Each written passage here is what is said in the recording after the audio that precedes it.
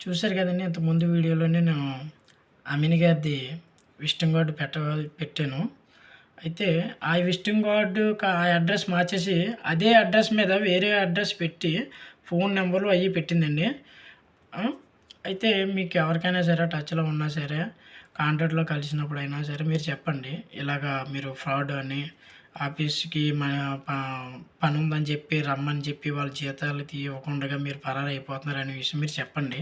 ఎవరైనా సరే మీకు తెలిసిన వాళ్ళైనా, మీ బంధువులైనా ఎవరైనా సరే డ్యూటీకి వెళ్తున్నామని చెప్పినప్పుడు మీరు వాళ్ళని ఆప్ చేసేయండి. ఎందుకు చెప్తున్నానంటే ఆమె యొక్క ఫ్రాడ్ మనిషి.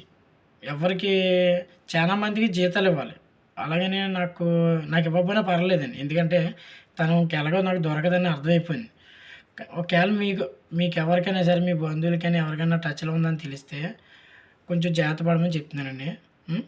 అమీన్ అనేది ఫోటో పంపిస్తున్నానండి. ఇంకో విషయం ఏంటంటే తను ఇంతకుముందు పిల్లల్ని ఎత్తిపోయే అన్నట్టు తెలిసిందండి నాకు. మరి అది నిజమో నాకు తెలీదు.